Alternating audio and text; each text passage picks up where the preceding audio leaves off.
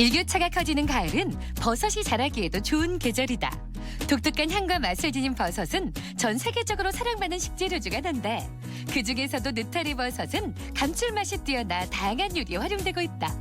고단백 저칼로리 식품이면서 식이섬유와 비타민, 아연 등 무게질이 풍부한 느타리 버섯. 오늘 건강밥상에서는 가을의 보약 느타리 버섯과 함께한다. 느타리 버섯은 한의학에서 진이라고 하며 허리나 다리의 통증이나 팔다리의 마비 증상에 쓰인다고 소개되어 있습니다. 실제로 느타리 버섯의 플루란 성분이 면역 체계를 강화하고 근육 통증을 억제하는 효과가 있고요. 또한 느타리 버섯은 다른 버섯과 마찬가지로 항암 작용과 항산화 작용이 있습니다. 특히 고함량의 비타민 C와 베타글루칸 성분이 들어있어 활성산소 제거에 뛰어난 효과가 있습니다. 느타리 버섯은 각 표면이 약간 회색빛을 띠는 것이 좋은데 뒷면의 빗살 무늬가 뭉그러지지 않고 흰빛을 띨수록 신선하다. 저렴하고 맛도 좋고 요리에도 잘 어울리는 버섯, 바로 느타리 버섯입니다. 오늘은 그 느타리 버섯을 이용하여 느타리 버섯 잡채를 만들어 보도록 하겠습니다. 칼로리가 낮고 섬유소와 수분이 풍부한 느타리 버섯은 다이어트에도 그만이다. 또한 셀레늄 성분이 많이 들어있어 면역력을 높여주고 노화 방지에도 도움을 준다. 느타리 버섯 잡채 만들기 첫 번째, 우선 버섯을 손질하는데 느타리를 버섯의 결대로 가늘게 찢어 준비한다. 손질한 버섯은 끓는 물에 데쳐주자. 소금을 먼저 풀어넣은 다음 버섯을 넣고 20초에서 30초 정도 살짝만 데쳐주면 된다. 다 데쳐지면 건져낸 다음 찬물에 헹군 뒤 물기가 없어지도록 손으로 눌러 꼭 짜준다. 아이들이 버섯을 싫어하는 이유가 물컹물컹한 식감 때문이라고 그렇게 얘기를 하고 있습니다. 오늘 데칠 때 소금을 조금 넣고 데치시면 물컹한 식감이 없어지고 쫄깃한 식감으로 바뀌어집니다. 꼭 소금을 넣어서 데쳐주세요. 이어서 잡채에 들어갈 부재료들을 준비하자. 피망은 색깔별로 길게 썰어놓고 돼지 안심과 표고버섯, 당근, 부추는 먹기 좋게 채를 썰어 준비한다. 이번엔 준비한 재료들을 밑간을 해주는데 돼지고기는 간장과 참기름, 소금, 설탕으로 밑간을 해주고 느타리 버섯은 간장과 굴소스, 설탕, 소금, 참기름을 넣고 잘 섞어준다. 오늘 느타리 버섯 잡채에는요, 당면이 들어가지가 않습니다. 느타리 버섯 자체가 당면의 역할을 하고요. 당면이 간이 잘 배이는 것처럼 느타리 버섯에 미리 간을 해두셔야만이 간을 잘 배고요. 오늘 굴소스를 조금 넣어서 바다의 향도 같이 느낄 수가 있을 것입니다. 잡채에 색을 더해줄 달걀 지단도 준비하는데 약불에 노른자와 흰자를 따로 붙여준 다음 길게 채를 썰어주면 된다. 이제 준비한 재료들을 볶아줄 차례. 먼저 피망과 돼지고기 그리고 느타리 버섯을 따로따로 볶아준다. 그런 다음 버섯과 피망 고기를 한 곳에 넣고 다시 볶아준 후 부추까지 넣고 잘 섞어준다. 오늘 느타리 버섯 잡채에서는요, 한꺼번에 같이 볶게 되면은 익힘의 정도가 틀리기 때문에 채소 따로 고기 따로 볶으셔서 한꺼번에 합쳐가지고 볶아주는 것이 가장 좋습니다. 잘 볶아낸 재료들의 지단을 올리고 통깨를 뿌려주면 느타리 버섯 잡채 완성! 당면이 없어도 맛있는 느타리 버섯 잡채. 채소의 아삭함에 쫄깃한 버섯과 고소한 고기까지. 맛과 영양은 물론 색감마저 환상의 조화를 이룬다. 느타리 버섯은요, 요리의 쓰임새가 아주 다양한데요. 탕에도 들어가고요, 볶음에도 들어가고요, 튀김과 전골에도 다 들어가는 재료입니다. 오늘은 그 느타리 버섯을 이용하여 느타리 고기 볶음을 만들어 보도록 하겠습니다. 느타리 버섯의 풍부한 엽산. 엽산은 태아의 뇌 발달과 기형 예방에 도움을 준다. 또한 버섯의 에르고스테롤 성분은 골다공증 예방에도 효과가 있다. 오늘의 두 번째 요리는 느타리 버섯 고기 볶음. 먼저 느타리 버섯을 결대로 찢어 손질해준다. 손질한 버섯은 데쳐주는데 끓는 물에 소금을 넣고 살짝만 데쳐주면 된다. 데쳐낸 버섯은 건져낸 후 찬물에 담가 식혀주자. 그런 다음 손으로 물기를 꼭 짜놓아야 버섯을 볶을 때 수분이 생기지 않는다. 국내에서 판매되고 있는 느타리 버섯은요, 색깔이 두 가지가 있는데요. 하나는 진한 검은색이고요. 하나는 연한 회색빛을 띠고 있습니다. 검은색을 빛을 띠고 있는 느타리 버섯은요, 전골이나 국 종류에 사용하시고요. 그다음에 색깔이 연한 회색빛은요, 전이나 튀김, 볶음에 사용하시면 좋습니다. 그 차이는요, 수분의 차이라고 말씀드립니다. 이어서 채소와 고기를 준비한다. 당근과 고추 쪽파는 채로 썰고 대파는 잘게 다져주며 돼지고기는 적당한 크기로 썰어주면 된다. 볶음에 함께 양념장도 준비하는데 잘게 다진 대파와 마늘에 고춧가루, 고추장, 간장, 설탕 등 각종 양념을 더해 잘 섞어준다. 양념장이 완성되면 미리 준비한 고기와 데쳐둔 느타리 버섯에 양념장을 넣고 골고루 배어들도록 조물조물 버무려준다.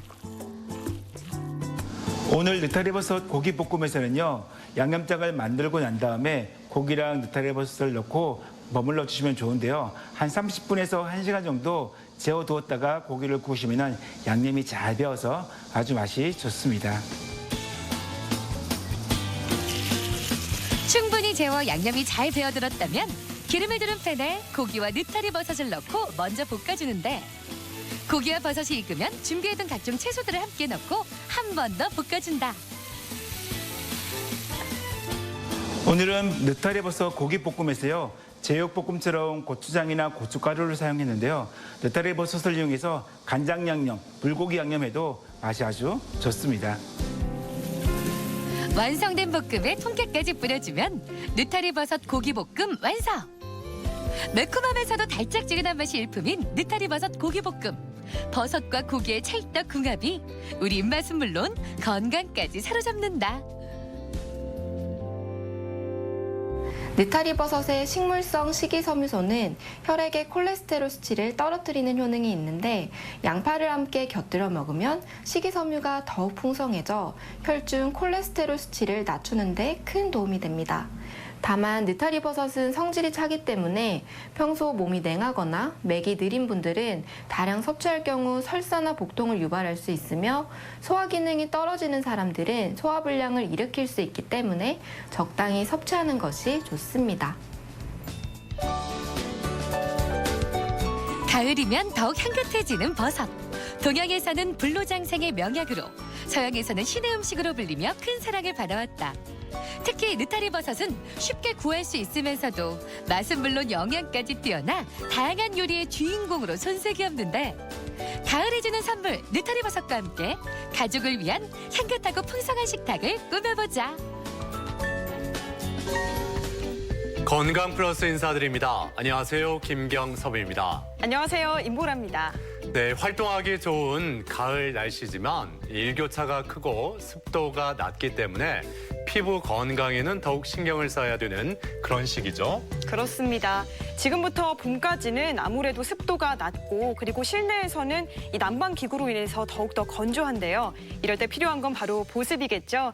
실내에 있을 때는 가습기를 활용해 주시고요. 또 장시간 목욕을 한다면 오히려 피부가 더 거칠어지고 건조해질 수 있기 때문에 반드시 빨리 나오셔서 로션을 발라주시기 바랍니다. 네, 또한 이 몸에 수분을 채워주는 게 중요한데 커피나 탄산음료는 수분 흡수를 방해하기 때문에 가급적 삼가는 게 좋겠고 또한 하루에 1.5리터 이상 물을 꾸준히 마셔주면 수분이 충분하기 때문에 피부를 촉촉하게 유지하는 데 도움이 됩니다. 자, 모쪼록 이 건조한 가을 날씨에 피부 건강 잃지 않도록 더욱 신경 쓰셨으면 좋겠습니다.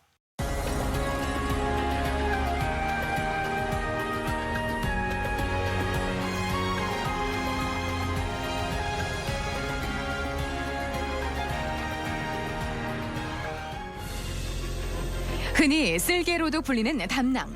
담낭은 간 아래쪽에 위치하며 약 7에서 10cm 정도의 주머니 모양을 하고 있다. 담낭은 간에서 분비된 담지객을 농축 저장하고 이를 십이지장으로 보내는 일을 하는데 이 담낭에 발생하는 질환으로 담석증, 담낭용종, 담낭암 등을 들 수 있다.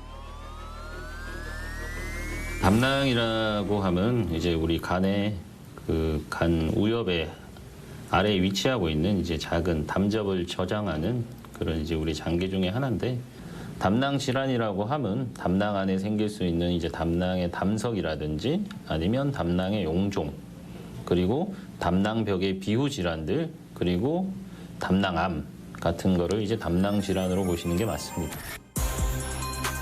담낭 질환은 대부분 증상을 느끼지 못하는 탓에 건강검진으로 발견되는 경우가 많다. 또 증상이 없다는 이유로 치료를 게을리하기도 쉽다. 하지만 종류에 따라 암으로 발전하거나 다양한 합병증을 유발할 수 있는 만큼 적극적인 관리와 치료가 필요한데 오늘 TV 주치에서는 침묵의 질환으로 불리는 담낭 질환에 대해 자세히 알아본다. 네, 이 담낭 질환은 평소에 증상이 없기 때문에 모르고 지내다가 우연히 건강검진을 통해 발견되는 경우가 많다고 하죠. 그렇습니다. 건강검진을 통해서 발견되더라도 특별한 증상이 없으면 그냥 치료하지 않고 넘어가는 경우가 많은데요. 하지만 이 담낭 질환은 나중에 증상이 발현되면 치료도 어렵고요. 또 암으로까지 발전할 수 있기 때문에 최대한 빨리 치료하는 게 중요하다고 합니다. 그렇습니다. 자, 그래서 오늘은 이 증상이 없어서 안심할 게 아니라 오히려 더 경각심을 가져야 할 침묵의 질환, 담낭 질환에 대해서 자세히 알아보겠습니다. 오늘 도움 말씀을 위해 건양대학교 병원 소화기내과 임창범 교수 나오셨습니다. 안녕하세요. 안녕하세요. 안녕하십니까. 자, 오늘 주제가 담낭 질환인데 이 담낭하면 우리가 쓸개라고 부르기도 하는 그런 부위인데 먼저 어떤 역할을 하는지부터 짚어주시죠. 담낭보다는 이제 쓸개라는 이름으로 우리에게 친숙한 소화기관인데요. 이 배꼽을 기준으로 해서 해부학적으로는 우상복부에 위치하게 됩니다. 일반적으로 이 소화기 계통의 다른 장기들 같은 경우에는 조직학적으로 점막층, 점막하층, 그리고 근육층, 그리고 외막층으로 구성되어 있는데 담낭 같은 경우에는 점막하층이 없고 내막층, 이렇게 근육층, 그리고 외막층 총 3개의 층으로 구성이 되어 있습니다. 그래서 예를 들어서 내막에 생기는 담낭암 같은 경우에는 이 구조적인 취약점으로 인해서 다른 소화기계 암보다는 오히려 진행이 좀 더 빠르다고 볼 수가 있습니다. 흔히들 이제 담낭에서 담즙이 생산되는 게 아니냐라고들 알고 계시는데 간에서 생산된 담즙의 저장과 농축하는 역할을 하고 있고 우리가 식사를 하게 되면 이제 배출되는 호르몬들 뭐 콜레시토킨이라든지 세크레틴 그리고 미주신경의 자극에 의해 가지고 담낭이 수축작용을 하면서 십이지장을 통해서 배출되게 됩니다. 이 길이가 7에서 10cm 정도 되는 이 담낭. 여기서 문제가 생기면 어떤 질환들이 발생하나요? 네. 담낭에 생길 수 있는 질환은 생각보다 많이 있습니다. 하지만 이제 흔하게 접할 수 있는 질환으로 준비를 했고 이제 담낭 담석과 담낭 용종 그리고 담낭벽의 비후 질환 그리고 마지막으로 담낭암에 관해서 알아보겠습니다.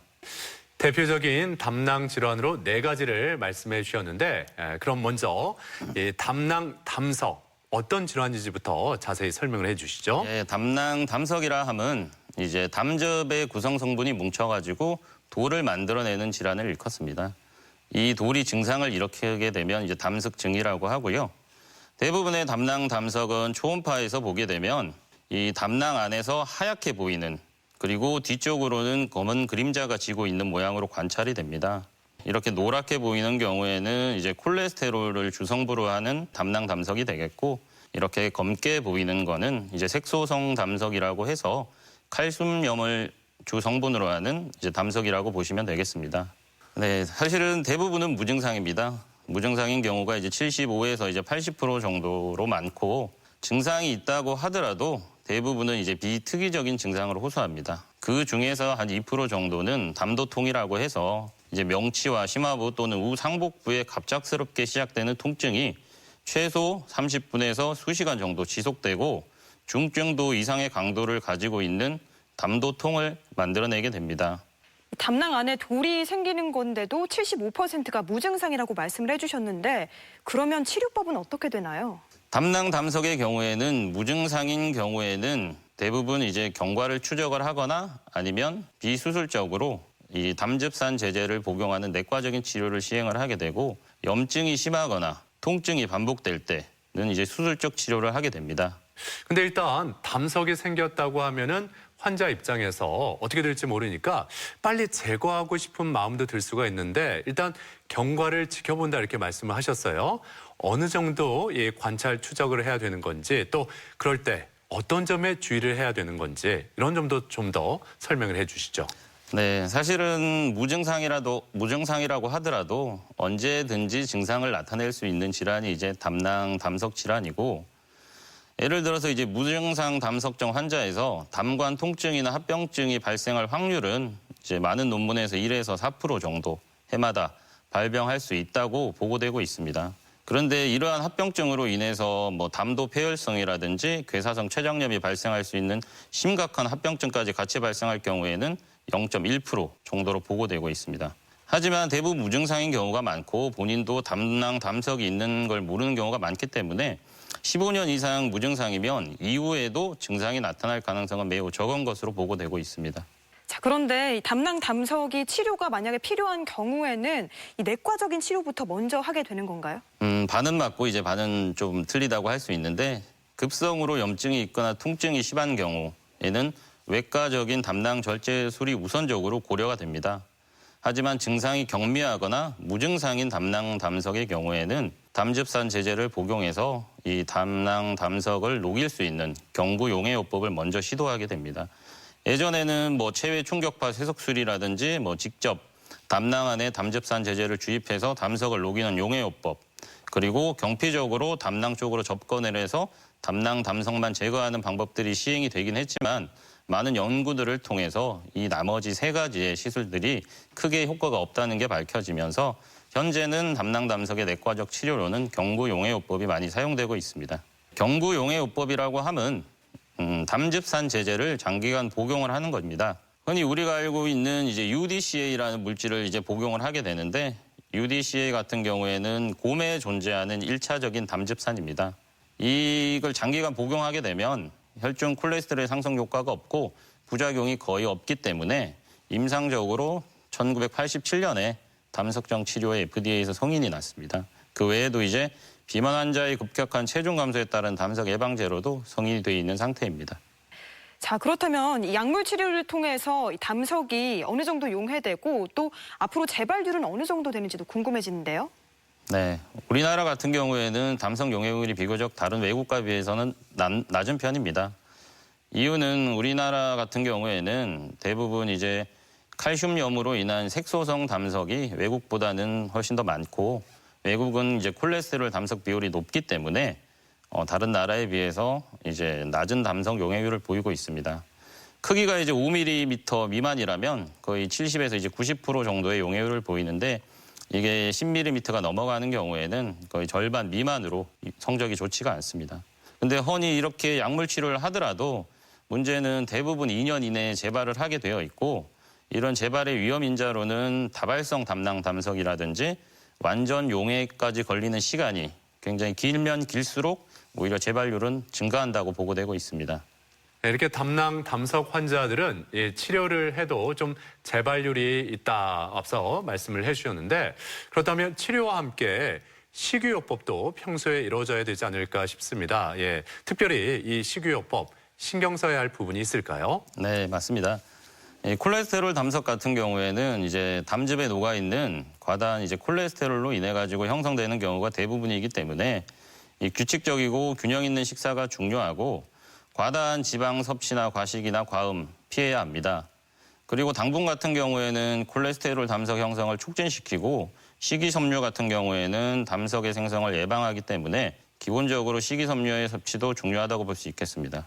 비만하거나 아니면 급격하게 체중 감량이 되는 경우에도 콜레스테롤 담석은 잘 생길 수가 있습니다.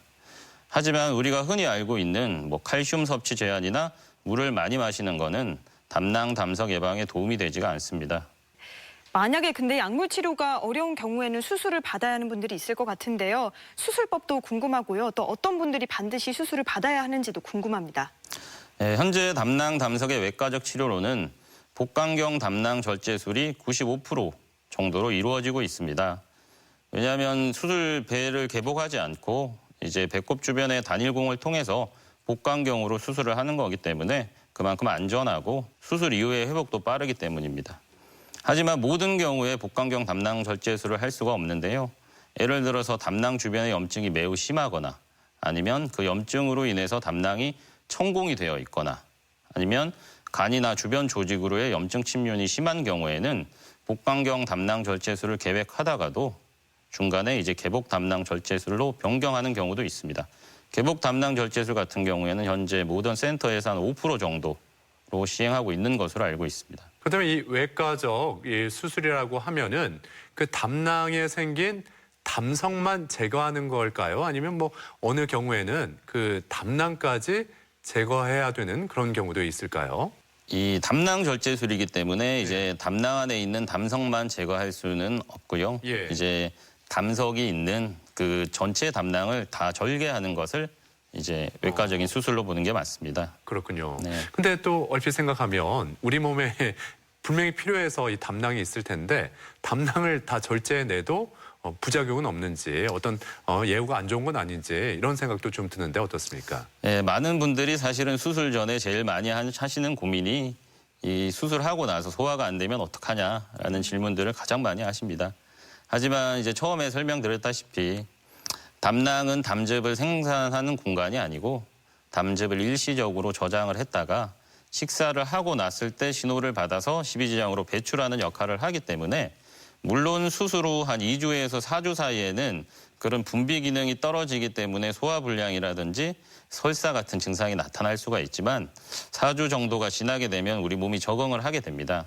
그래서 실질적으로 담낭 절제술 이후 심각한 합병증이 생기거나 심한 소화불량이 생기는 경우는 매우 드물다고 보시면 되겠습니다. 자, 오늘 이렇게 담낭 질환에 대해서 자세히 알아보고 있습니다. 그럼 여기서 병원을 직접 찾아가서 환자들의 이야기를 들어보고 진단법과 치료법에 대해서 살펴보겠습니다. 화면으로 만나보시죠.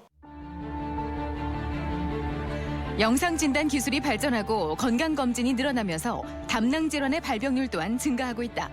흔히 발생하는 담낭 질환으로는 담낭에 결석이 생기는 담석증, 염증이 발생하는 담낭염을 들 수 있다. 또 담낭벽 안쪽이 두꺼워지는 담낭벽 비우와 담낭암에 대한 주의도 필요하다. 환자분 어디 불편해서 오셨나요? 이쪽 부위가 예전에도 조금 많이 불편했는데요. 어제부터 좀 많이 아파가지고 방문하게 됐습니다. 통증의 양상이 어떻던가요? 2-3시간 정도 계속 죽을 정도로 너무 많이 아프다가요.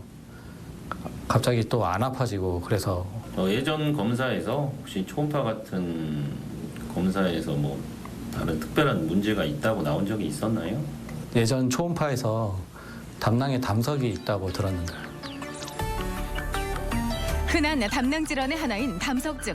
담낭 속 담즙이 돌처럼 딱딱하게 굳어진 것을 담석이라고 하는데 증상이 없는 경우가 많지만 이 담석이 움직이면서 오른쪽 윗배에 극심한 통증을 유발할 수 있다. 환자분은 이제 과거력상 초음파에서 이 담낭에 담석이 있었고 그리고 야간에 시작되는 갑작스러운 우상복부의 통증 그리고 통증이 이제 갑자기 시작되었다가 한 2-3시간 이후에 소실되는 특징을 갖고 있습니다. 환자분 나이를 고려했을 때 뭐 심장내과적인 문제를 제외한다면 이 환자는 담낭 담석으로 인한 산통일 가능성이 가장 높고 일상생활에 지장을 줄 정도로 통증이 계속 반복되고 지속적이라면 이제 담낭 절제술이 환자에게 있어서는 이제 적합한 치료 전략이 될 수 있을 것 같습니다. 담석증이 의심되는 경우 복부 초음파를 이용해 진단을 진행한다. 이를 통해 담석의 크기와 상태는 물론 급성 담낭염이나 만성 담낭염에 대한 진단도 이루어질 수 있다. 보다 정확한 진단을 위해서는 MRI 검사나 내시경적 역행성 최담관 조영술을 시행하는데 이때 내시경 기구를 이용한 치료를 동시에 진행할 수도 있다. 어디가 불편해서 오셨나요? 얼마 전에 건강검진을 받았는데 결과상에 담낭에 혹이 좀 보인다고 해서 찾아오게 됐습니다. 배 우상복부 쪽으로 뭐 통증이 있거나 최근에 뭐 소변 색깔이 좀 많이 짙어지거나 하는 그런 증상이 있었나요? 아니요, 뭐 딱히 특별한 증상은 없었습니다. 혹시 예전에도 복부 초음파를 했을 때 그 담낭에 혹이 있었나요? 예전보다 담낭에 있던 혹이 크기가 커졌다고 얘기 들었습니다. 담낭벽 안쪽에 생기는 혹을 말하는 담낭 용종. 보통 크기가 1mm 이상이면 초음파 검사를 통해 발견할 수 있다. 담낭 용종 중 가장 흔한 콜레스테롤 용종은 콜레스테롤이 점막 속에 모여 생기는데 전체 담낭 용종의 60-70%를 차지한다. 담낭 용종 같은 경우에는 증상이 없지만 주의 깊게 담낭의 용종의 크기가 커지거나 아니면 진단 당시에 크기가 1cm가 넘어가거나 아니면 담석과 동반되어 있는 담낭 용종 같은 경우에는 암으로 발전할 위험성이 있기 때문에 1년마다 정기적인 추적 초음파를 시행을 하시거나 아니면 담낭 절제술에 적응증이 되는 용종 같은 경우에는 외과적인 수술을 고려해 볼 수 있습니다. 담낭 질환이 있다고 해서 무조건 치료와 수술이 필요한 것은 아니다. 특별한 증상이 없고 초기라면 정기적인 복부 초음파 검사를 통한 추적 관찰을 진행할 수 있다. 하지만 질환의 종류가 다양하고 2개 이상의 질환이 동반되기도 하는 만큼 의료진의 적극적 진단이 필요한데 치료가 필요한 경우 약물과 수술을 통한 치료가 이루어진다. 대부분의 담낭 질환들은 이제 증상이 없습니다. 담석 같은 경우에도 70% 정도는 이제 무증상이고 그거 외에 이제 담낭 용종이라든지 담장암 같은 경우에는 어느 정도 진행이 되기 전까지는 증상이 없는 경우가 많습니다. 그렇기 때문에 늦게 진단이 되면 이제 수술적인 치료로도 완치가 안 되는 경우가 많기 때문에 조기에 진단을 해서 치료를 하는 게 중요하다고 보겠습니다. 서구화된 식습관으로 인해 20, 30대 젊은 층에서도 발생이 증가하고 있는 담낭 질환. 초기에 특별한 증상이 없어 치료를 미루거나 방치하는 경우가 적지 않다. 하지만 방치할 경우 암과 같은 심각한 질환으로 진행할 수 있는 만큼 조기 발견에 이른 치료가 필수인데 소리 없이 우리를 위협하는 담낭 질환. 정기적인 검진을 통한 발견과 적극적 관리가 필요하다. 네, 병원을 직접 찾아가서 환자들을 만나보고 이 담낭 질환에 대해서 살펴봤습니다. 네, 계속해서 담낭 질환 중에 담낭 용종에 대해서도 알아보도록 하겠습니다. 담낭 용종, 종류가 굉장히 다양할 것 같은데 어떻습니까? 네, 종류가 많이 다양합니다. 담낭 용종 같은 경우에는 최근에 워낙에 검진 차원에서 복부 초음파를 많이 하시다 보니까 그만큼 유병률이 많이 증가되어 있는 추세고 이 초음파에서 보시면 이 담낭 안에 이렇게 하얗게 보이는 게 담석과는 큰 차이가 없어 보이지만 담석 같은 경우에는 초음파에서 이 뒤쪽으로 그림자가 지는 반면에 담낭 용종 같은 경우에는 뒤쪽으로 그림자가 지지를 않습니다. 네, 담낭 용종 같은 경우에는 이제 대부분 무증상입니다. 유병률은 이제 7%에서 12% 정도까지 보고 있고 대부분은 다른 이유로 담낭 절제술을 하거나 아니면 복부 초음파 검진 시에 우연히 발견됩니다. 중요한 거는 이제 비악성화와 악성화 용종을 구별하는 것이 가장 중요하다고 볼 수가 있고 우리가 이제 주의 깊게 봐야 되는 악성화 용종 같은 경우에는 선종에서 이제 악성화가 된 선암, 그리고 드물지만 평평세포암이 있을 수 있겠습니다. 그 비악성화 용종에서 이 콜레스테롤 용종이 먼저 있었는데 어떤 특징을 갖고 있는지 설명을 해주신다면요. 네, 가장 흔한 용종 중에 하나입니다. 대부분 검진에서 우연히 발견되는 용종들은 60에서 70% 정도는 콜레스테롤 용종입니다. 콜레스테롤 용종의 특징은 초음파에서 봤을 때 용종이 전형적으로 다발성으로 존재합니다. 그리고 악성화의 가능성이 없고 하지만 이러한 용종 같은 경우에도 크기가 1cm 이상이 되게 되면 악성과의 구별이 어려운 점이 있습니다. 자, 그러면 콜레스테롤 용종 다음으로 흔한 게 염증성 용종이라고 아까 설명을 해주셨는데요. 이 염증성 용종 같은 경우에도 비악성 용종인가요? 네, 맞습니다. 염증성 용종 같은 경우에는 담낭 담석과 이 담낭 담석으로 인한 담낭 내벽의 만성 염증으로 인해서 2차적으로 생기는 용종으로 보시는 게 맞습니다. 이 또한 악성화의 전거가 없고 초음파에서 특징적인 소견이 없습니다. 물론 대부분은 작은 크기이고 다발성으로 발생하기는 하지만 이 초음파에서 특징적인 소견이 없기 때문에 담석과 동반되어 있는 용종 같은 경우에는 정기적으로 초음파를 통해서 추적하는 게 굉장히 중요하다고 보겠습니다.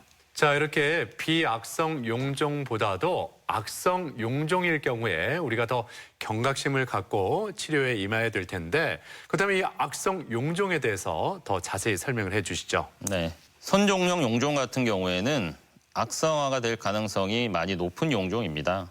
이 용종의 특징은 초음파에서 대부분 이 콜레스테롤 용종과는 다르게 대부분은 하나로 단일로 존재하는 용종이고 대부분 콜레스테롤 용종보다는 크기가 큰 경우가 많고 20mm 이상 성장하는 경우도 있습니다. 담낭암과의 구별이 어려운 점이 있습니다. 이제 많은 분들이 조직 검사를 담낭에서 하면 되지 않느냐라고 많은 질문들을 하시는데 이 담낭의 위치와 해부학적 구조가 바깥에서 조직 검사를 하기에는 굉장히 시술로서 힘든 점이 있고 이게 악성일 가능성이 있는데 조직 검사를 시행을 했다가는 이 조직 검사용 침을 통해서 이 악성 세포가 담낭 바깥으로 파종이 될 수가 있기 때문에 담낭은 이렇게 영상의학적인 검사에 많이 의존을 하게 됩니다.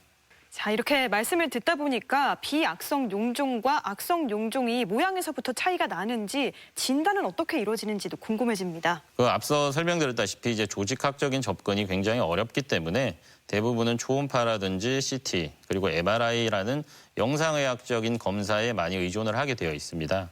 내시경 초음파에서 악성이 의심되는 담낭 용종 같은 경우에는 내부가 균일하지가 않습니다.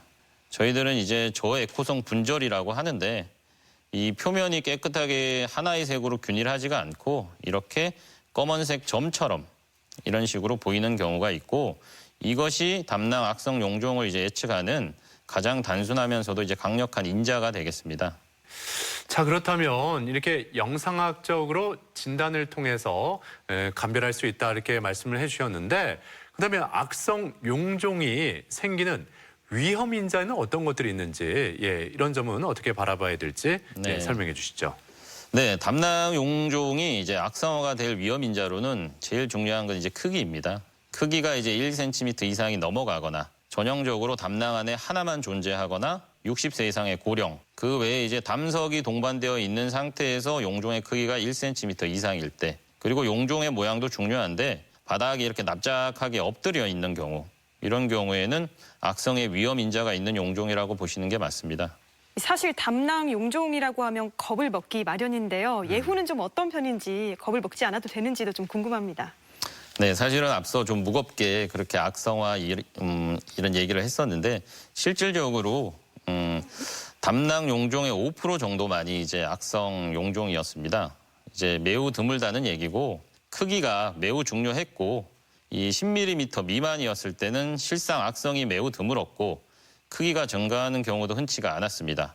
그런데 이게 10mm를 기준으로 10mm 이상이었을 때는 악성으로 변할 가능성이 높았습니다. 그리고 진단 당시에 크기가 18mm 이상이었으면 이 자체만으로도 악성의 가능성이 매우 높다고 할 수 있겠습니다. 자, 이렇게 담낭 용종에 대해서 알아봤는데 계속해서 우리가 주의해야 할 담낭 질환에는 또 어떤 것들이 있는지 살펴보죠. 그 이외의 질환은 이제 담낭벽의 이제 비호를 들 수가 있겠는데 이제 담낭벽의 비호 같은 경우에는 담낭 자체의 문제로 인해서 비호가 되는 경우도 있고 담낭 외적인 문제로 인해서 2차적으로 비호가 되는 경우가 있습니다. 이렇게 담낭벽을 확인할 수 없는 게 정상입니다. 이렇게 담낭벽이 저명하게 관찰이 된다면 비호가 있다고 봐야 되고 정상적으로 초음파에서는 담낭벽은 이제 4mm 미만으로 보고 있습니다. 더 살펴보면 이제 담낭 자체의 문제로는 이제 담낭염이라든지 담낭 내막이 증식하는 담낭 성근종증 그리고 담낭의 일부가 국소적으로 비호하는 담낭암이 있을 수 있겠고 2차적인 원인으로는 이제 간경화나 감염, 심장 문제, 급성 췌장염이라든지 신장 기능이 떨어질 때도 담낭벽은 비호 소견을 보일 수가 있습니다. 자, 그러니까 설명을 하면 이 담낭염으로 인해서 담낭벽 비후, 그러니까 담낭벽이 두꺼워질 수 있다 이렇게 말씀을 해주셨는데요. 사진을 통해서 좀 더 구체적으로 알아볼까요? 일단 급성 만성 담낭염 같은 경우에는 대부분의 담낭의 담석을 동반을 합니다. 이 초음파에서 보듯이 이 담낭 담석이 담즙이 배액되는 입구를 막고 있다 보면 이렇게 담낭이 팽만하게 되고 이 담즙이 저류되면서 이제 염증이 생기면서 균일하게 담낭벽이 비호가 되기 시작을 합니다. 이 우측 사진 같은 경우에는 이 담석이 입구를 막고 있지는 않지만 만성적으로 담낭 안에서 지속적으로 염증을 일으키면서 만성적인 담낭 비후를 보이는 소견이라고 볼 수 있겠습니다. 자, 그렇다면 담낭 선근증이 와도 담낭벽이 두꺼워질 수 있는 건가요? 네, 담낭 선근증도 굉장히 흔하게 진단되는 이제 비후성 질환입니다.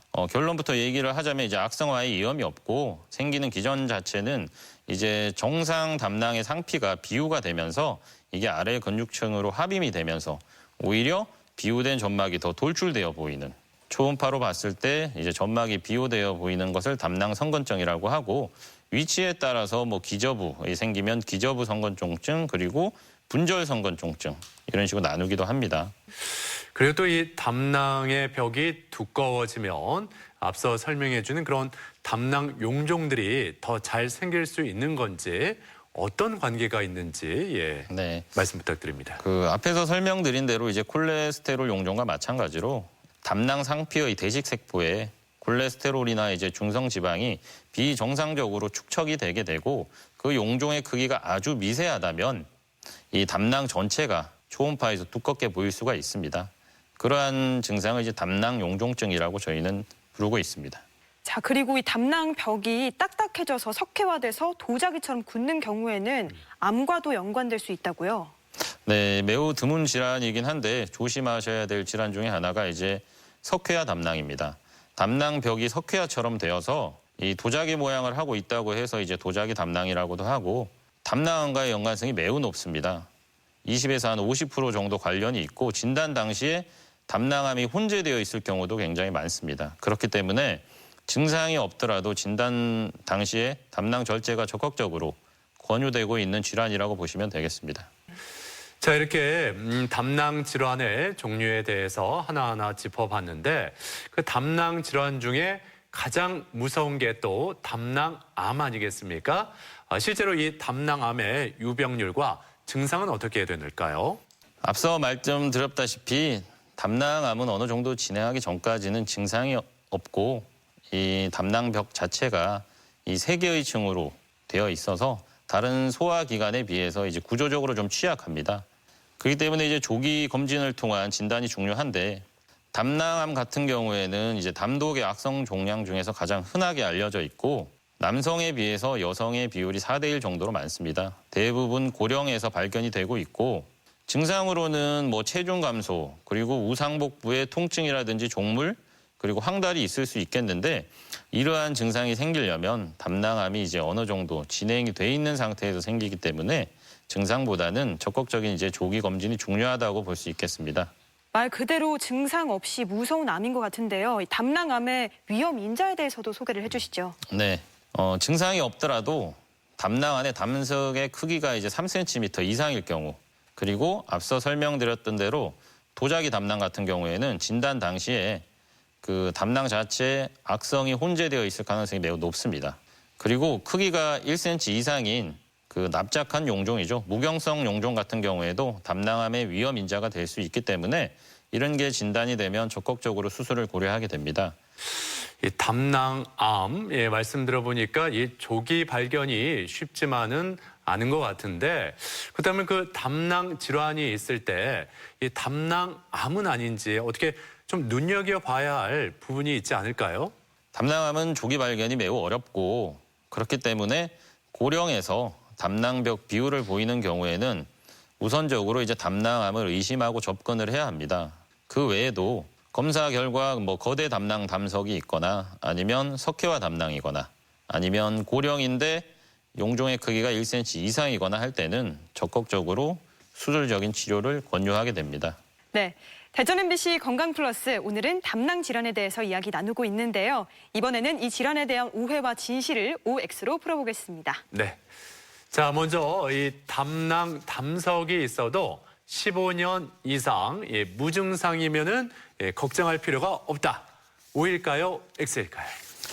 네, 반은 맞고 반은 틀리다고 볼 수 있겠습니다. 세모네요. 예. 15년 이상 무증상이면 이 여생 동안 증상이 없을 가능성은 높습니다, 굉장히.